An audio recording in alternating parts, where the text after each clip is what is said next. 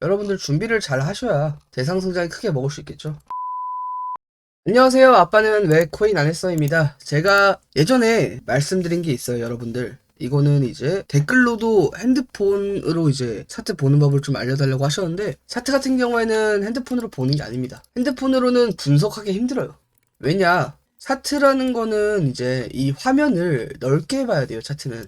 넓게 봐야 차트가 이제 어떻게 흘러가고, 어디에서 매수가 많이 담겼고, 어디에서 매도가 많이 나갔고를 알 수 있는데, 뭐 핸드폰으로 보는 건 좀 한정적이에요. 예를 들어서 뭐 갤럭시 탭, 노트 같은 거, 갤럭시 폴드 이런 걸로 이제 보면 괜찮지 않냐라고 이제 질문도 몇 번 들어봤는데, 그래도 컴퓨터로 보는 게 가장 좋습니다. 컴퓨터가 없으면은 노트북으로 보셔야 되고요. 그래서 차트는 PC로 봐야 된다 아셔야 되고, 오늘 알려드릴 거는 이 매물대와 패턴에 대해서 좀 알려드리도록 하겠습니다. 왜냐면 지금 이 패턴 중에 업비트에서 많이 뜨는 패턴들이 있어요. 이런 거를 어떻게 지금 분석을 해야 되는지 알려드리도록 하겠습니다. 보통 이제 상방이 나오고 나서의 패턴들이 있습니다. 자, 상승하고 나서의 이렇게 패턴들이 있는데, 첫 번째로 상승하고 고점 횡보하는 패턴, 두 번째 상승하고 눌리고 횡보하는 패턴, 세 번째 상승하고 여기서 계속 고점 올려주는 패턴,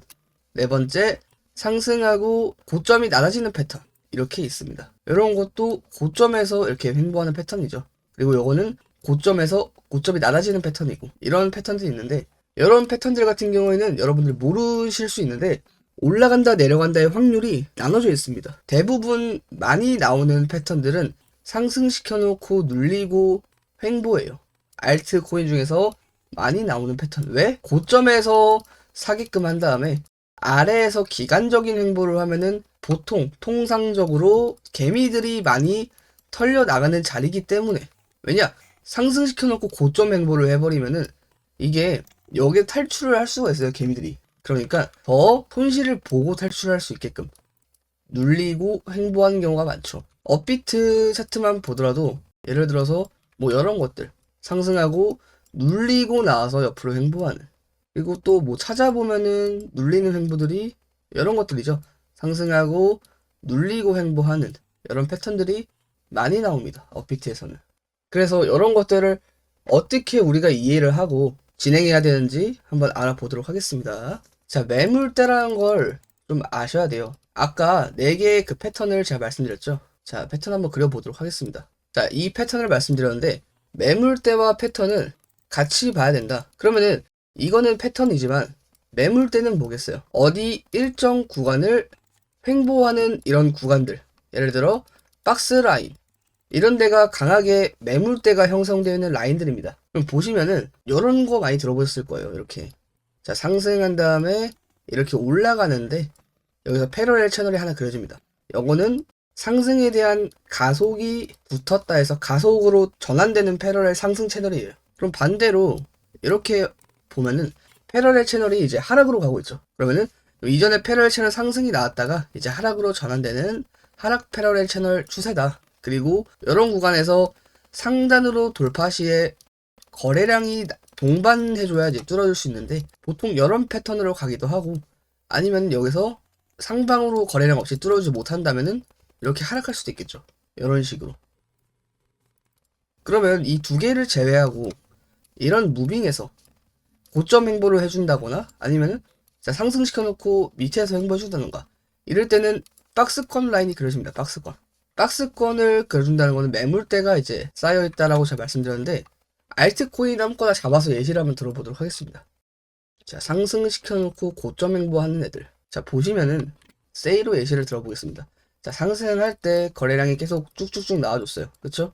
나와주다가 일정 횡보하는 구간에서는 거래량이 감소해요. 왜냐? 이전에 상승 나왔을 때는 계속 불탔지만 박스 구간에 이제 왔을 때 변동성이 심해진 거죠. 보통 고점 횡보를 할 때는 올려놓고 내려서 여기서 횡보하는 것보다 변동성이 더 심합니다. 그래갖고 변동성이 심해졌기 때문에 사람들이 조심성도 생긴 거고, 그럼으로 인해서 거래량이 낮아지고 있는 것을 확인할 수가 있습니다. 그래서 여기서 고점 돌파가 나왔을 때 크게 거래량이 동반되지 않아도 고점 돌파를 시킬 수 있는 무빙을 만들어 준 것이다. 그러면은 여기에 대한 매물대가 크게 쌓여있지 않다는 겁니다. 이전에 거래량이 많이 터졌는데 여기에서는 거래량이 터진 게 별로 보이지 않잖아요. 그래서 돌파 나왔을 때 쉽게 적은 거래량으로도 돌파가 나올 수 있는 패턴들이에요.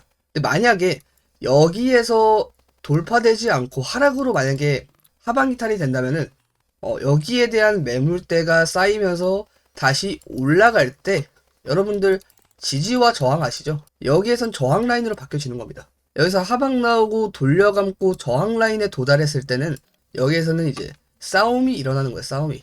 나 올라갈래.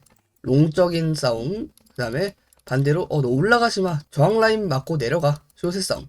하고 상승에 대한 싸움, 하락에 대한 싸움을 지금 하고 있는 겁니다. 근데 보통 이렇게 고점 행보를 할 때 제가 뭐라고 말씀드렸어요? 매물대가 크게 쌓여있지 않다라고 말씀드렸어요. 왜냐? 탈출해버리니까 그렇게 많이 쌓여있지는 않습니다. 근데 보통 이런 것들은 좀 많이 쌓여있죠. 그래서 만약에 하방 나오고 다시 돌려감을 때 여기에 이제 거래량과 얼마나 이제 상승이 나오는지, 이 저항 라인을 돌파하고 나서 얼마나 상승이 나오는지를 보셔야 돼요. 이런 차트를 한번 찾아보겠습니다. 이것도 마찬가지로 상승 후에 자 밑에서 횡보를 한 거죠. 그럼 여기가 매물대 라인으로 잡힐 수 있는 거고 여기 위에도 매물대 라인으로 잡힐 수 있는 건데 여기에서 상당히 옆으로 기지 못했어요.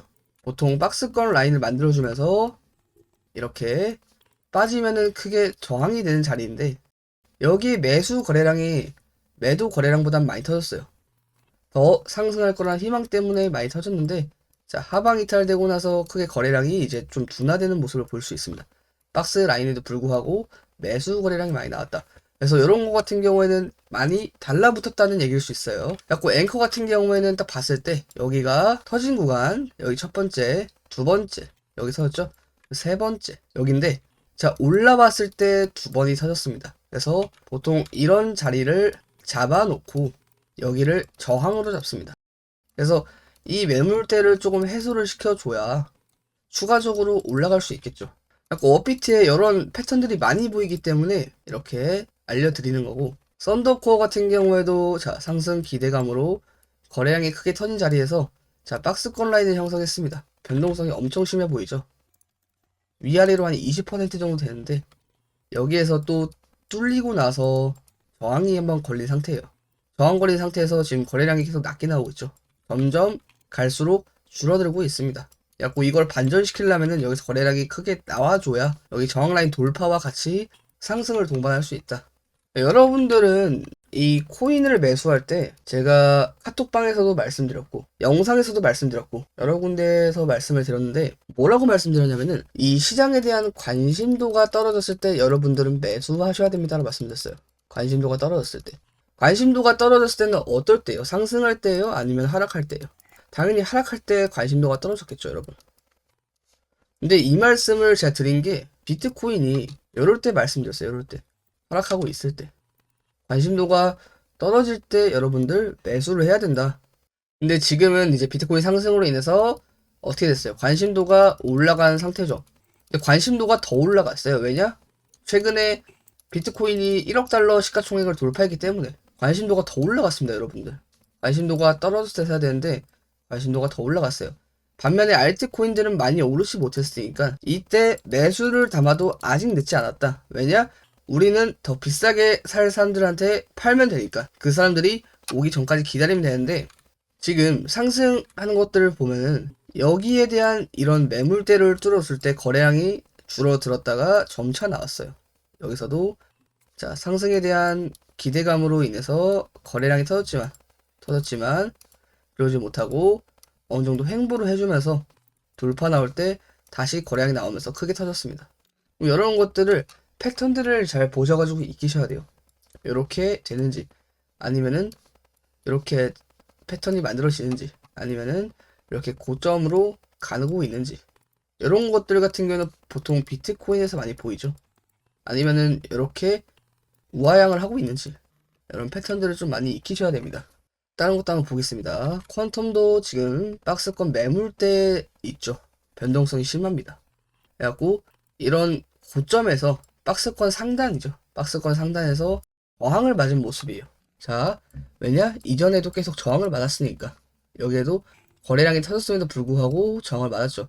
이전에 이런 구간보다 거래량이 더 많이 터졌음에도 불구하고 저항을 맞은 모습. 그러면은 여기서 계속 거래량이 쭉쭉쭉 나와줘야 됩니다. 쭉쭉쭉. 지금보다 거래량이 더 크게 나와줘야 여기 박스 상단권을 뚫을 수 있는 가능성이 매우 높아지는 거예요. 그러면 우리는 이 박스권에 대해서 어디에서 매수해야겠어요? 보통은 돌파 매수하기 전에는 뭐라고 했어요? 관심도가 꺼졌을 때 매수를 해야 된다. 이게 뭐냐면은 눌림에 사는 거예요. 눌림에. 눌림목에 사고 돌파 매수 때 2차 들어가는 겁니다. 근데 보통 돌파 매수 같은 경우에는 여러분들이 생각하는 그런 단기적인 단타 매매에 좀 적합하고, 눌림목에 사서 꾸준히 들고 갈 수 있는 거는 스윙에 조금 더 유리합니다. 스윙에. 그래서 눌림목에 사고 돌파되고 마감되었을 때 2차적으로 들어가면은 물량을 더 싣는 거죠. 그래서 여기도 바닥권을 계속 지지해줬잖아요. 그 눌리고 거래량도 계속 빠지고 완전 관심도가 줄어들었죠. 그럼 여기에서 손절가 짧게 잡고 들어가서 관심도 꺼졌을 때 매수를 하는 겁니다, 여러분. 매수를 하고, 자, 상승 나왔죠? 아직 매수하면 안 돼요. 자, 박스권 상단, 여기 매물대를 이제 돌파해주고 마감이 되면은 2차 매수가 들어가는 겁니다. 그러면 이때부터 평단가가 조금 바뀌어지겠죠. 나는 여기 샀는데 여기서 2차 매수가 들어가면은 뭐 중단값으로 잡힐 수도 있는 거고, 평단가가 바뀌어지는데 여기에서부터는 단기적인 매매보다는 조금 더 스윙에 가까운 매매를 할 수 있는 겁니다. 근데 이 스윙에 가까운 매매를 하려면은 날봉 주봉 관점으로 보시는 게 좋겠죠. 분봉으로 봐봤자 요거 스윙 될까요? 안 되죠. 분봉으로 보면 분봉 관점으로 봐야지, 분봉에 매수를 하고 날봉에 매도는 할 수 없어요. 근데 날봉에 매수하고 분봉에 매도할 수 있겠죠. 보통 이런 식으로 뭐 매수를 했는데 다시 이런 무빙이 나올 수 있어요. 이런 것들의 멘탈이 감당이 되겠어요? 안 되겠죠. 그래서 제가 분봉보다는 날봉이나 주봉 관점으로 보고 4시간 봉도 추세 파악할 때 확인해라, 이렇게 말씀을 드리는 겁니다. 그래서 여러분들이 그 매물대랑 패턴을 잘 익히시고 어떻게 차트가 움직여지는지, 업비트에 그런 패턴들이 많이 보이잖아요. 이런 패턴들, 요것도 이렇게 될 수 있겠죠. 이런 패턴들을 하나하나씩 익히시면 됩니다. 이런 패턴들을. 아니면은 좀 큰 틀로 봤을 때는 이렇게 박스 라인도 형성이 되고. 그래갖고 제가 지표 안 보고 그냥 업비트 분석할 때 이렇게 하나하나씩 보는 이유가 그런 패턴들을 보는 겁니다. 이런 패턴과 매물대를 볼 때 거래량은 무조건 확인하셔야 되고요. 그래갖고 이런 교육 자료들을 중간중간 영상으로 다뤄드릴 테니까요, 꼭 공부하셔가지고 좋은 결과 있으시길 바랍니다. 대상승장이 이제 초입이 얼마 안 남지 않았는데 여러분들 준비를 잘 하셔야 대상승장이 크게 먹을 수 있겠죠. 그래서 다들 안전하게 매매하시고 항상 성투하시기를 바랍니다. 감사합니다. 모두가 떡상하는 그날까지 성투.